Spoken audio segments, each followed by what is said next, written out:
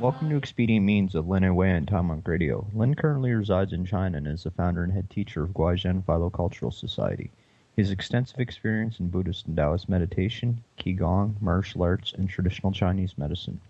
To learn more about Lin, please visit his website at www.guizhenhui.net. Tonight, Lin will be continuing our discussion on the 50 Skandha demon states. So welcome back, Lin. Hello. So we're going to talk a little bit more about the Skandha demon states again. Yeah, basically, we've been touching on the openings of the 50 Skandha demon states chapter of the Shurangama Sutra, and the last few aspects we've been covering is the origin of demonic states, like why they happen, what can happen, and stuff like that. So now, today we're closing up that part, and we'll be touching into the form Skandha. So this is going to be pretty heavy, and we should have some fun with it. Yeah, I'll second the fact that it's heavy, because even I was reading some of the commentary, and it was kind of scratching my head at some of it. So that's why I'm saying we're not really going to do so much of a specific straight up commentary. We're basically putting a discussion based on Master Hua's commentary of the Shurangama Sutra, and this aspect specifically, just to bring it out to the public in a non secular manner. I mean, there's nothing wrong with the secular practices. It's just that some people get deterred away from the idea of temples and rules and regulations to practice, that they'll miss up the chance to see this type of information. So maybe some people don't have affinities with secular practices, so they'll not even bother. They'll hear the word sutra and run away from it. So this time you hear the word sutra, and it's in a manner of method. So sutra can mean a lot of meanings, just that word itself. So we're going to use it. We're going to form a meaning for it, and we're going to focus it as a method of practice. And in this one, for the 50 Skandha demon state section, this method of practice is to help us become aware of the things that happen in our mind when we're meditating, when we're doing standing practice, standing meditation, or people like to call it Qigong or whatever.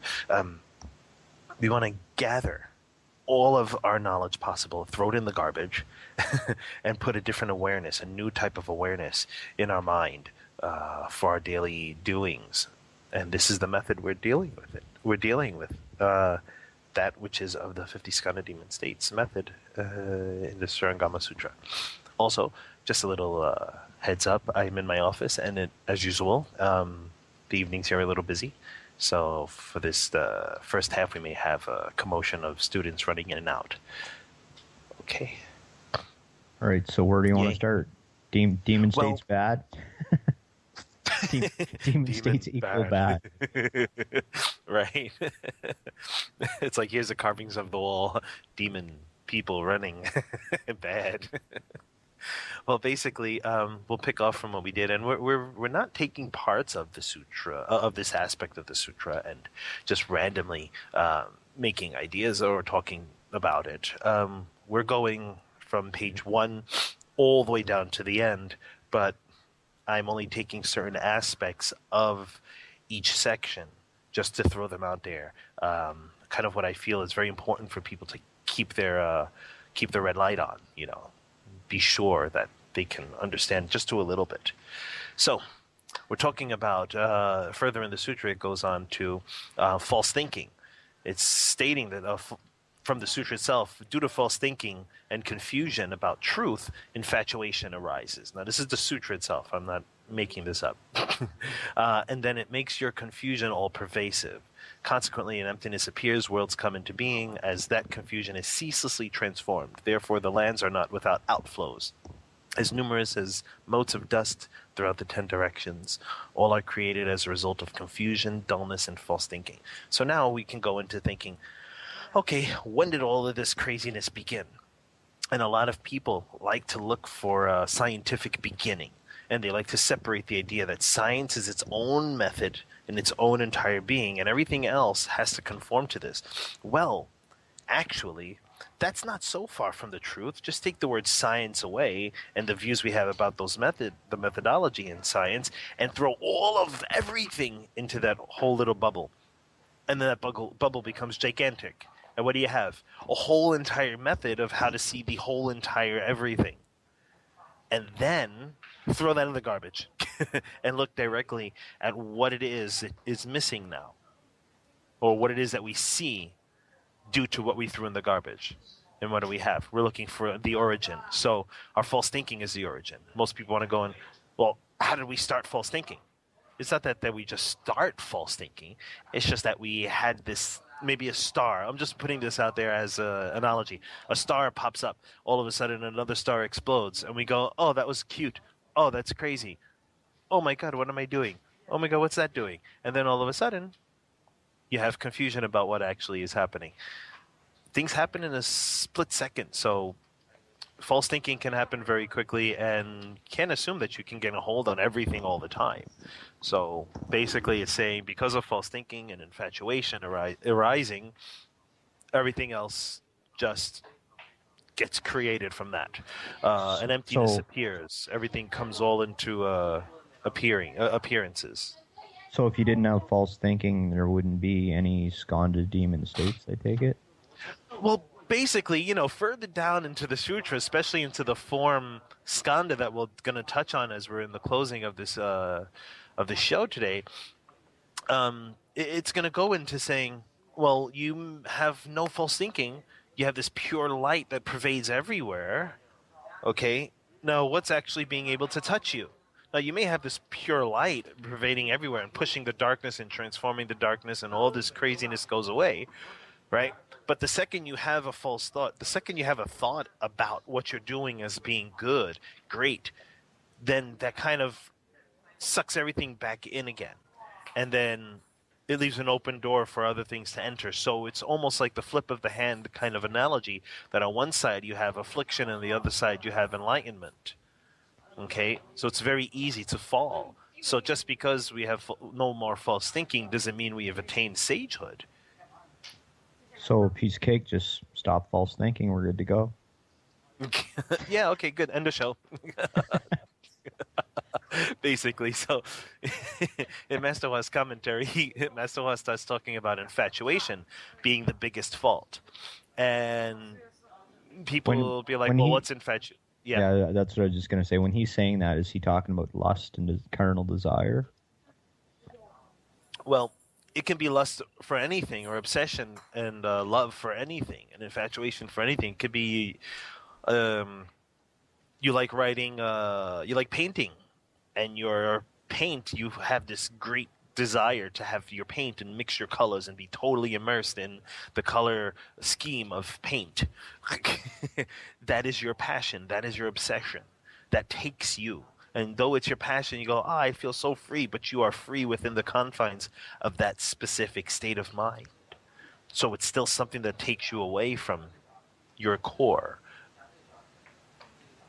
So it could be lust, it can be food, it can be drink, it could be clothes, it can be anything at all, So, okay. That you have this strong attraction to so badly. But most people nowadays see infatuation to be towards a person, love to be towards a person, the desires of lust to be towards a person. Some people like it with animals. What about if your strong desire was for something positive, like, say, meditation?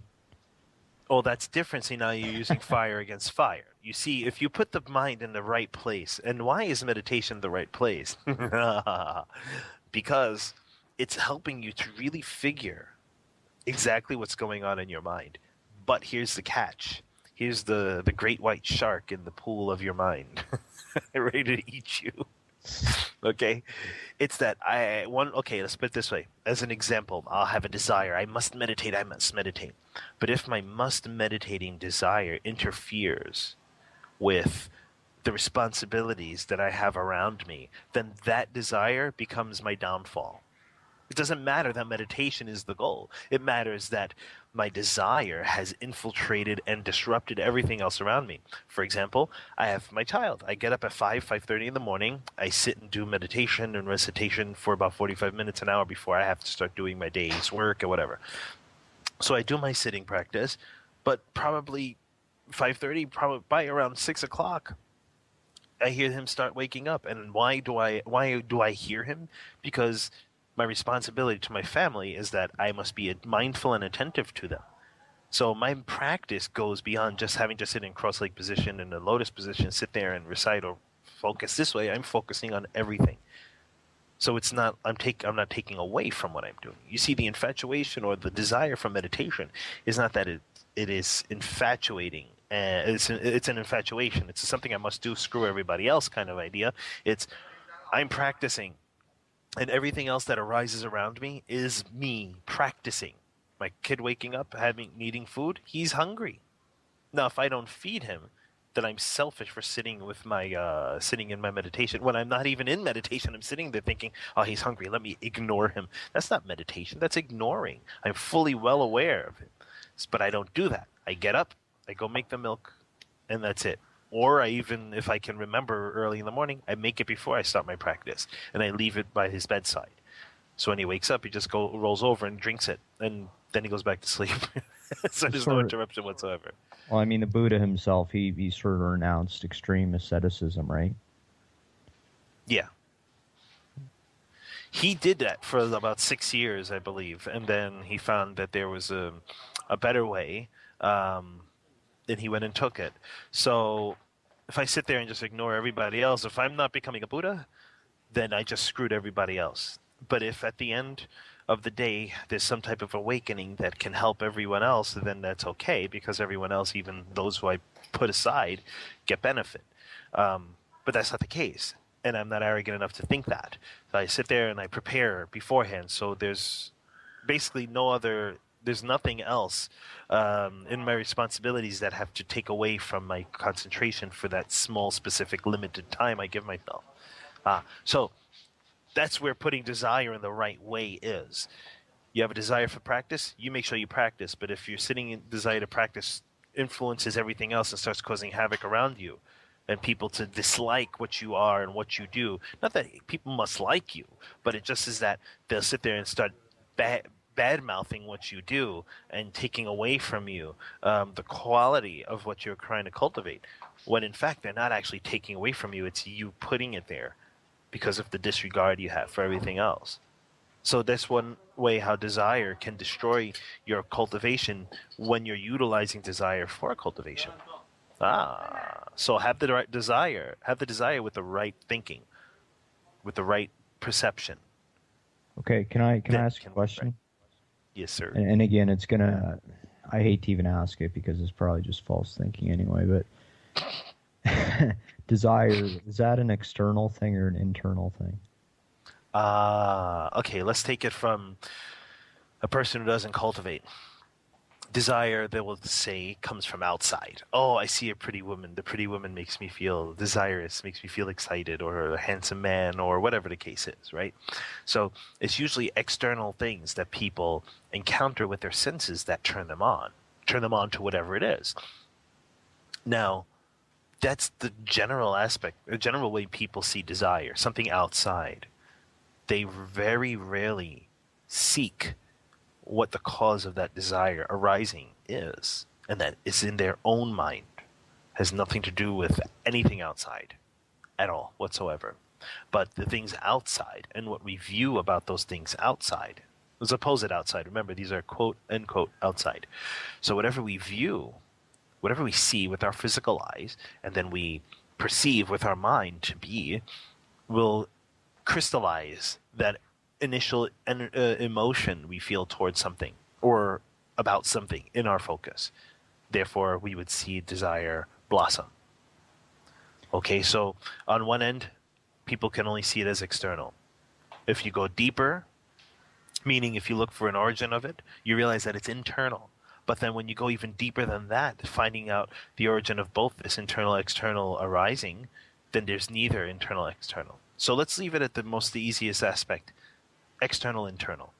On one hand, yeah, it's external because there's things that arise and catches your senses. But the reason why those senses can catch and feel attracted to those things on the quote-unquote outside is because your mind already has these habits and views about the things you see. So therefore, it's internal as well. Okay. Again, like, yeah, I'm sort of thinking when you get deep enough, there probably is no external, no internal. It's essentially all exactly. Yes, it is really, there is no all the same because there's nothing to separate and nothing to compare. Deep, man, deep stuff. Well, in this commentary, Master Hua goes deep into infatuation and emptiness, because in the sutra text it speaks that an emptiness appears as a consequence and worlds come into being. So Master Hua goes very deep into short but sweet, into an emptiness, into how these many things appear. So I hope someone or those listening will go and read in detail what this is. Now it goes further in the sutra. It goes, you should know that space created in your mind is like a wisp of a cloud that dots the sky. How much smaller must all the worlds within that space be? And I thought this was so important for people to try to grasp. Well, when you have a sutra, the first sentence of the sutra can awaken somebody. Even the first word, the first three words, thus I have heard, or even the title of the sutra can awaken someone. It's not necessary that the whole entire sutra must be read and understood. If you can understand the principle that the sutra speaks and actually awaken to a specific principle there, you basically will have an awareness, a wisdom opening about what that sutra is speaking about and what about basically other sutras generally are speaking about. Now, if you want to go deeper and really go into full-time understanding, you would read and get the full grasp of everything. But you would really generally have it. Like Master Huineng, the sixth patriarch, he couldn't read and he couldn't write, but he understood. He heard a sutra being spoken. I think it was the Diamond Sutra. He heard a phrase from there and awakened. Then he wanted to cultivate. So whenever he heard someone say something about a sutra, and he would say, please read that passage of the sutra, they would read it, and he'll go and expound on the whole entire principle right there for them. And lo and behold, his principle was in accord with what that sutra was speaking about. So he's a perfect example about what happens when you actually truly awaken the mind and follow the rules of cultivation in our modern last 500 years. Yeah, but then again, you never know how much work he put in his past lives. He could have been 99.9% complete before he died in his last life. Right. Man. So here it goes. Master Hua goes on his commentary about all of space being that small, how vast your mind must be, and how much smaller must all the worlds within that space be. So all the worlds within that empty space must be minute. If they were in your mind, they would be even smaller. So this describes how our enlightenment pervades all places. He goes to explain that. So someone asked the question in his commentary. He goes, well, if so many Buddhas have accomplished Buddhahood, and becoming a Buddha is supposed to obliterate space, then why hasn't space disappeared yet? The Master Hua, I can hear him laughing about this, smiling, going, yeah, you learned from Oolong trying to throw curveballs at me. I was going to say, I'm not the only one doing it. Not the only one throwing curveballs. So he goes, from the point of views of living beings, space exists. But from the point of views of Buddhas, there's nothing at all.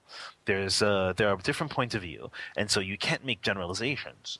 Then he goes further, for instance, people have opened the five eyes. They can see what is happening in this country and other countries for 10,000 miles away. But can you who haven't opened the Buddha eye see such things? No. By the same token, one cannot say, I can see it, therefore it must exist. You may see it existing, but from the Buddhist perspective, there's nothing at all, not even space. I mean, I couldn't have said this any more perfect. To me, that's beautiful. He just caught the curveball and said, "Okay, let's go. Let's play baseball." You know, he just this is, put it right out, and it's basically like I get people who, like, oh, I don't believe in this, I don't believe in that, I don't believe in ghosts, I don't believe in this. Oh, okay, great, good. And then so even some of my students, they like to hear ghost stories, so I just tell them stuff that happened in a is that true? You're speaking like it's true. Like, I didn't say that it was true. I didn't put it as a matter of fact mannerism. I just told you a story. You think it's true? I never seen a ghost. I don't believe it exists. I said, how old are you? 14. And you think you've seen enough in the world to say what does and does not exist? They just look at me with the curved face, one eye open. Okay, you got me. you know? I At say, hey, 14, at 14, you're so ignorant you don't even realize how ignorant you are. Yeah, I know. Me too. When I was 14, I thought I knew it. When I was 6 years old, 7 years old, I said, "All I need is $100 and my video game, and I think I'm set for life." Oh man. So he goes further on. I mean, the sutra with all the kinds of demons and ghosts and stuff like that, and it's basically saying that the origin of demon states comes from the cultivator itself or from the person itself. And remember, even if you're not a cultivator, you still go through these experiences. It's not that you don't. It's just that you're not doing these methods to get the experiences you're looking to get. It's just that you're going through life, going through your senses as though that's the whole entire way the world is supposed to be. Going through your 9-to-5 job or whatever type of job, dealing with people in many different ways, shapes, and sizes, and the emotional states and thinking states that one encounters, is not the most clearest of states. Anything outside, or quote unquote, outside of the sphere of clarity that your inherent wisdom is false thinking. So when we're sitting there coming home from work, having our beer, sitting down watching TV, a lot of people like to watch Jeopardy. They watch TV and they're like, oh yeah, this is great. Oh, the world sucks. Oh, this is funny. Oh, this guy sucks. Oh, blah, blah, blah. And they criticize here, look at there, feel excited here, watch a movie, feel part of the movie, really get empowered. And then they start crying because the ending was sad or the ending was happy. And they're like, oh, that shouldn't have happened, whatever. They get locked in. They get taken. So you realize that the separation between a cultivator and non-cultivator is non-existent. It doesn't exist. People just think because they don't have to perceive of the things that cultivators do, that they don't have to experience the things cultivators do, or not experience. But they do. Being taken and flipped out in anger, that's a state of demonic state, internal demons, your own false thinking, your own senses throwing you up in a storm. Okay? If you're sitting all nice and peaceful and you're internally feeling so wonderfully peaceful, like there's nothing hurting you and there's nothing hurting the world, and you find that peace inside, that quote unquote inner peace, and all of a sudden a baseball flies through your window and you start, you son of a bitch, and start screaming and yelling and whatever. Okay, there you go. You don't have to be a cultivator to see how crazy that is. And people can justify their anger in any type of rational way they want, but still, really. I mean, it's just like taking a tree and uprooting it. I mean, when I've gone into real deep meditation and stuff, and then you see someone that's acting angry, they almost have a demonic countenance. Like, you see them in a different light. It's hard to explain, I guess. Yeah, and let's put a characteristic on this just for a reference point. What's a demonic countenance? Would be that the face changes to something that does not seem pleasant. Okay, and usually how we've depicted demons in our world, on Earth, okay, through horror movies and science fiction, is that they look freaking scary to what we consider to be really scary and freaking disgusting.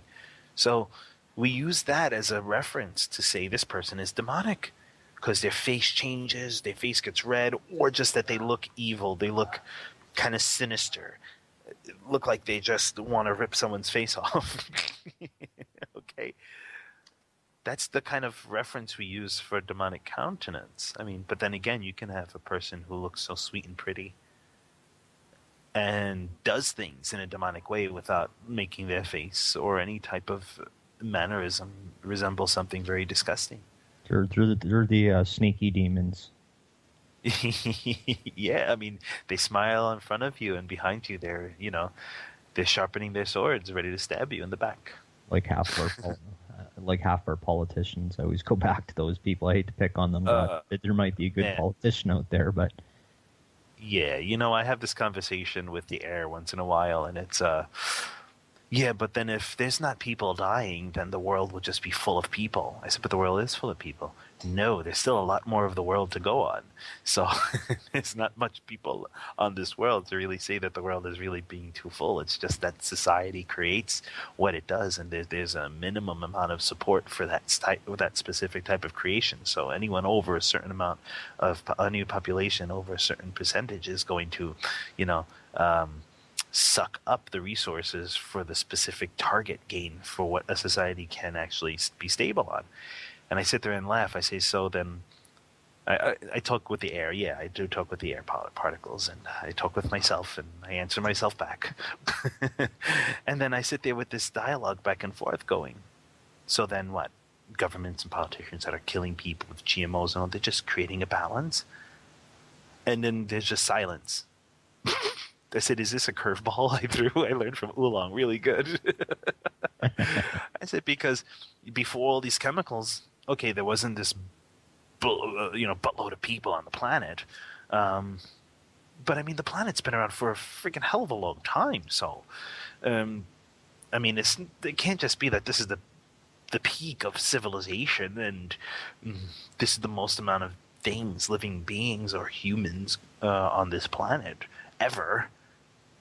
This planet's been out for a very, very long time. So, damn, I mean, how did it change then? And then there it goes, fires, floods, you know, earthquakes swallowing people up in the ground, all that stuff. And I sit there and go, oh, yeah, okay. No, I'm not, I don't buy it. No. so, Oh, man.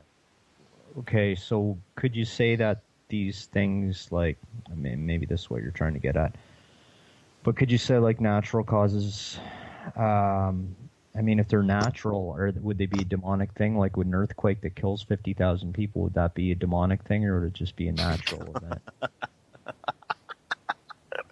I laugh because that's pretty funny. No, it would be, put it this way, we consider it to be natural because we don't know the origination of it. We say, oh, science tells us that the earth quakes because of specific things happening underneath, inside the earth. Okay, great. I mean, there's a whole scientific explanation, and if you really want me to explain that, we'll be here for a little while because I have to remember what I learned in 8th grade. So anyway, so yeah, okay, there's a scientific explanation for how the physics of everything happens. And that's how we think. And that's how we see, and that's what we assume is the actual origin of it all. Okay, but then as a cultivator, we go a little deeper. Okay, and people, you don't have to believe this. You don't have to believe it. And whether it's true or not, really, just put me up there with all the crazies if you wish. There are other things influencing the world. Okay, yeah, the heat in the planet gets too high, and then there's certain things that have to change, and whatever happens, whatever kind of disasters that come. And then loads of people die, and that's just the way of nature. I don't know, because it's stated that when a Buddha attains enlightenment, the worlds shake. I mean, there's earthquakes, but no one dies. Not one living being dies. Interesting. And then when there's an earthquake happening and loads of people are dying, we equate that as the demon kings are exercising their will and letting us see how wonderful their machines are. And also, their weapons are. Well, your karma would be such that you would be in a certain place at a certain time, right? I mean, if you had positive karma, then that wouldn't affect you because you'd win a trip to Hawaii or something. You know what I mean? You'd be in a different place. Okay, you can go for that. I was going to say right, but change it. Yeah, that's a good explanation in a sense. I mean, you would have the karma to be born in a specific area, then all of a sudden go on a trip, and then, you have a breakout of some type of disease or something. When you come back, it's all cleared away. Isn't that amazing? it can kind of work like that. But if you have that kind of karma to be in a place where there's going to be wars and destructions and earthquakes, tornadoes, or whatever the case is, I mean, and then it comes to your knowledge that this is an earthquake-prone area or a tornado-prone area, and you still choose to live there. Well, damn. Okay, go for it. Like I say, that you don't want to move. That you're still stuck there. You're stuck energetically there. Once you know what it is like, and you don't do anything about it, you're just asking for it. Stubbornness, I guess. Sort of like that Yeah. old saying, God helps those who help themselves. You know, and everyone's looking to be picked up by the hair and be taken to heaven. You know, come on, pick me up. Or taken by the hand and being led up to the, letting up the stairway to heaven, as Led Zeppelin would say. And it's not like that. It's not like gods and Buddhas, they just go, hey, look, I'm just going to take you and save you. Like, no, what can you do? Do something. Here's the method. Come on, man. Here's the shovel. Start digging your hole. Okay? Well, after you dig your hole, cover it back up again. But don't sit in it. While you're covering it up, don't lie in it. Okay? Like, come on, here's the tools. So let's go back to what you said in the beginning. If you had no false thinking, then nothing would ever happen to you. Well, the end of the origin of the demonic states aspect, the sutra states that when you're in dhyana meditation and you're awakened, aware, and free from delusion, they're demonic deeds, which is basically those external influences and internal influences, can't do anything to you. As the skandhas dissolve, form, feeling, thinking, formation, and consciousness, you enter a light. You enter the light. All those deviant hordes depend on dark energy. All these, outside influences, negative things, they need dark energy. It's like the more the merrier. Since light destroys darkness, kind of separates it, spreads it aside, or changes it, they would be destroyed if they ever drew near you. So how could they even dare linger and try to disrupt your dhyana samadhi? So if you're actually in and you actually hit a deep state of concentration, okay, the sutra aspect is over already. So no, if you actually hit a deep state of concentration, how is anything moving you? When I had my school in Brooklyn, you went to before, my students would sit and I would bother them when they're sitting. And if I seen reaction, if I seen their skin twitching, their eyes moving, their nose move, their nose expand, the nostrils can flare, any type of response, I know that they didn't get into the deep state. If I tickled them, if I poked them, punched them or something, and they're still responding to it. If I make a noise and they respond to it, I know that they're not deep enough. They didn't eradicate. They didn't get deep enough into their meditation. They didn't eradicate their false thinking at that point. Or not that means they have to do it 100%, totally, but I mean, they didn't hit a state. So they have to go deeper. They have to go longer. Okay, they're still struggling. But if they did, they wouldn't, not that they wouldn't feel, because I hate talking on this aspect of who feels and what doesn't feel. Let's not look at that. That's very trivial, and we can do that at another time. But just now, just for the sake of saying, they won't really feel like I'm doing anything to them or there's anything happening. They wouldn't feel that at all. And or their mind wouldn't get turned by it. For example, if they got out of their meditation and I showed a picture of a naked woman to them, they wouldn't go, oh, wow, that's so cool. They would just sit there and go, okay, so they truthfully would have a response that goes, okay, so stop wasting time. What are you doing? There would be no desire arisen. There'll be no false thinking to have the desire arise within them to chase and grasp over the image and then, take it home with them in their mind. Yeah, it almost happens like, I don't want to say magic, but I guess maybe there's no other term. But yeah, when you do meditate a lot of these things, you don't have to intentionally try to get rid of it, but they just seem to vanish on their own. Yes, the response to things disappear because the root of these things have transformed or disappeared. The branches, we feel branches of emotion. Anger, then a second later we feel joy, and a second later we feel excitement, and a second later we feel anger again, or boredom, whatever the case is. We feel the branches. We don't feel the tree trunk in our experience. We don't feel the roots. So we're always flapping back and forth. And then when you meditate, all of a sudden the leaves fall. The branches start to crack and break. The tree trunk starts to wither away and explode, like, or disappear, or just dissipate. And then the roots are gone. When you go even deep enough, the roots are gone. And what happens? Now the ground starts to change because you're not nourishing the ground for something better.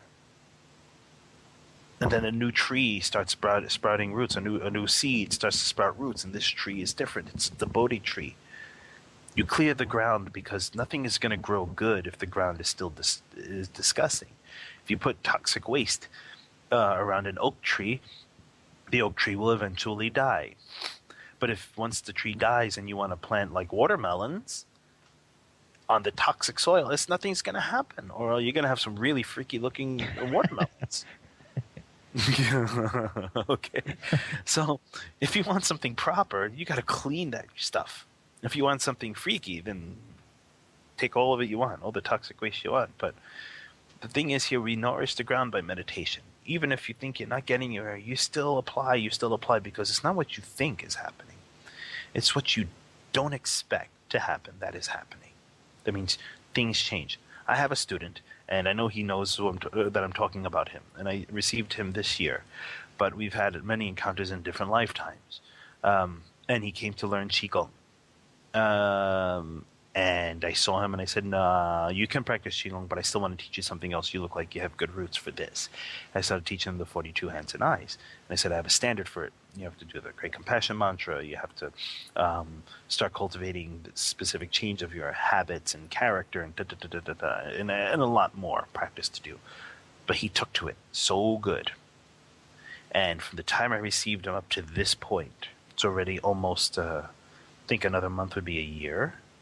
I don't recall the time. I'm bad with dates. But anyway, within this almost a year's time, he's gone from asking me loads of questions to asking me loads of questions that one can only ask if they actually did the work. Mm. And the depth of the questions he's asking shows the amount of effort he's doing. But if he didn't do anything, I know he would still be asking questions that are superficial. On the surface question, like why is the keyboard gray or black and the letters white, and how come the shape of the letters are the way they are? I mean, that's just retarded. You know, it's not going into the mechanics of it. It's not going into the core of how it's actually functioning and the connection between everything. But you know, if the person does the work, they have the ability to go deeper and find the questions for it. And lo and behold, sometimes I don't even answer, and he'll answer the question on his next comment to me, and you know, he figured it out. How do I know he figured it out? Because it makes very good sense to what is happening in the sutras, what the Buddha is talking about in the sutras. So when I see this, it's like, okay, good. I know he's doing his work. And even if there is movement in his mind from cultivation and there's demonic states that arise, okay, the way it is that he has to go and investigate deeper. Sometimes one doesn't know that they're getting taken over, but if they're practicing mindfulness daily, eventually the application of being mindful becomes normal. And you don't have to be applying mindfulness. It's effortless because it's just that way for you. So anything outside of that ordinary mindfulness that you're experiencing, because before it wasn't ordinary, it was extraordinary, it's hard to do. Now it's ordinary. Anything outside of that, you can catch very easily. So yes, once you keep practicing, eventually you'll start to see naturally what's going on. So once you get to that level where you essentially can sort of sense these things when they're happening, I'm trying to think how to... Yeah, you can catch. Well, okay, but then would these demonic states become more subtle, and then you would have to apply even greater effort, or what? I couldn't hear. Our connection got a little crack. Sorry. Like when you achieve a certain level of mindfulness, would the demonic states become more subtle and therefore harder to detect? And is that... Well, we're talking about mindfulness, and then we're talking about actually having the right views and the right actual practice. So one can be mindful of what they do. That's all good and dandy. But if they're idiots and being bad people, their mindfulness of themselves doing crazy stuff. Okay, there you go. I just said it right there. So mindfulness is one thing, but you have to have the right practice in order to not have external influences affect you. Now, you could be mindful, but still let things happen. And then you can be mindful and go to change the aspects of what allows these things to affect you. So we have to have these. We have to really be clear on those two specific aspects: being mindful and letting it happen because we're lazy, or being mindful and having the skill and means to actually change. That means we have to find the origin of why these things are being the way they are. The actual application. It's not that we actually find the origin. Some do, but that's not important to a degree. It is very important, but the application of investigating, now that's the key. That's the key to everything.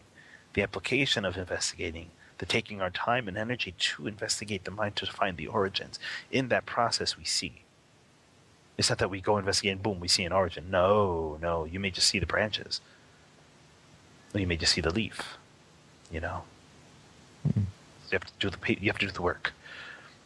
So we're going deeper now. I don't know, how much time do we have? Are we having to close up now? I think we probably got about 10 more minutes. 10 more minutes? Or how, if you need more or less, whatever, it doesn't matter. Oh, man, 10 more minutes. That's 10 too more long. minutes until the ultimate truth. Yeah. Well, do you have anything you want to discuss on this? Any points in here? Any ideas? Well, a lot of it's pretty straightforward, but also extremely complicated. So, I'm sort of struggling with some of these Skandha demon states, I guess. Well, yeah, once we go into the 5 Skandhas directly, which I think to open up now with it would be too much. Maybe we can save it for the next recording anyway. When it goes into the 5 Skandhas, it's going as deep as possible into the form skandha and what happens in there and so on and so forth, feeling, thinking, formations, and consciousness skandha. I mean, it's so well rounded, the next aspects of this sutra, that any cultivator reading it should be able to recognize that they've gone through these things before. And if they haven't, well, that's good too. So just be aware that these things can happen. If you haven't gone through this, so obviously achieve Buddhahood, so you don't have to worry about anything. Well, who knows? These are just general 50 Skandha demon states. They're just generalities. There can be, like we said it before, it could be thousands, billions of them in their combinations or whatever. One of the aspects in the one of the commentary aspects in the form skandha goes that there are 10 kinds of demons for each of the skandhas, making a total of 50. Okay, and Master Hua goes on to say that cultivators should have a clear understanding of these 50 types of demons. If you're not clear about these states, you could easily end up in the Demon King's retinue or group, and you won't even know how you got there. That's why you have to be especially careful. So, just sitting down feeling, wow, I feel this overall great bliss come over me, and I feel like all space is everlasting and there's no boundaries and whatever. And wow, I'm enlightened. I'm awakened. This is great. I feel this everlasting connection with the One and everything. And oh, this is wonderful. Yay. Okay, and then you're walking around with that badge. You're walking around with your head up high going, I am a sage. I felt the great oneness between all living things and everything around me. And then, boom, you fall. It doesn't mean you fall and you never get back up again. It's just you fall off the high wire. Maybe your cultivation brought you maybe to the second story tall building, that height, and you're walking on this high wire and you're going, I feel really good. Wow. And you're really reveling in it, and you're walking along and everything's okay, and all of a sudden you trip because you weren't paying attention and you fall back down on the ground. And now you're like, shit, I got to climb up that again. But I can't just get to the second story. I got to go to the third story. I got to go a little bit higher. But how higher can you actually get? So you get back to where you were. It could have taken you 6 months. It could have taken you 2 days. Who knows how long it could take you. And all of a sudden you only go an inch higher.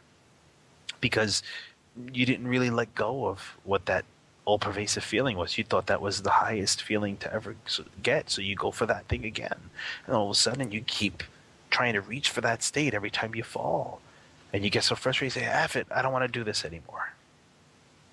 Okay, and you give up. This is bullshit. It's total BS. Or you say, well, there has to be something more. Maybe that's not it. Maybe I got to go something higher. Maybe whatever. And then you actually seek out guidance from a meditative instructor or someone who's well-versed, and they go, oh, no, you only got into this specific state, which is pretty simple, normal, and easy. Because you put it so high up there thinking that it was great, you made it difficult for yourself just to get back there again. It's not something you want to get back to anyway. It's just a temporary state, a passing state, like the billions of passing states you're going to experience in your whole entire existence here. So try again. Do it this way. And all of a sudden you find yourself on the third-story building, on a third-story tall high wire. And then all you're doing is climbing, because every time you have some weird type of crazy wisdom, the teacher is behind us slapping you on the back of your head. No. Take it easy. Don't do that. Just do this. And you sit there and catch an attitude. But what do you mean? I'm really... Da, da, da, da. And then the teacher goes, you know what? Go for it. Do what you wish. And you fall again. 6 months later, you come back to the teacher and your hair is all down, you're sweating, and you look all dirty and unhealthy. And the teacher, I told you so. And you start over and you find yourself on the 6th floor now, and you're sitting there going, how is that possible? I'm on the 6th story. Oh, I must have been really doing it the wrong way. Okay, now you caught yourself. So just because you get taken by a specific type of viewpoint, okay, or demonic state, doesn't mean you can't pass it. Doesn't mean you can't change from it. Once you become aware, that's when you have to start applying yourself even further, even harder to get out of it. Sometimes but that's okay. Sometimes it's 2 steps forward and 1 step back. Mm-hmm. Or, you see a little ditch in front of you and you think it's only a 2-foot wide ditch and you want to jump, and all of a sudden it turns 4 feet wide and you're hanging off the edge on your hands. You're trying to hold yourself and pull yourself up because you fell down. You didn't perceive it correctly. Because of what we see and what we actually perceive can really cause a problem. Well, I did think of a question, but I'm going to save it till next show at this point in time. Cool. Write it down, my brother. I'll do that. So the next time we'll look directly at the form Skandha, and we'll fully begin the form Skandha aspect, and we're going to bang them all out. Now it becomes section the form Skandha, feeling, thinking, formation, and consciousness aspects. Each state, we're going to be able to go into as many as possible between them. So probably 5 to 6 states each recording, each discussion we have. We'll be able to hit a lot of them in there, because there's a lot, and it's very pretty much the same. Basically, the Buddha says you can have this type of experience. If you think of it this way, it's good. If you think of it that way, it's bad. Basically, just that simple. So we can go through this very quickly and give everyone a good idea of what to expect when they go to read the commentary, and keep a heads up in their cultivation. All right. Well, thanks for joining us again, Lynn. And oh yeah. Thank you for joining us again, Lynn, and thanks everybody for listening. Thank you. And I'll read a little quote here and see if you know who it's from. I don't think you will, but maybe you will. If the doors of perception were cleansed, everything would appear to man as it is, infinite. Nice. Any guesses? Huh? Any guesses who that was? No. It was the poet William Blake. I would have. That was my first guess. You liar. Of course. Anyway, thanks again. Take care. Thank you. Bye-bye.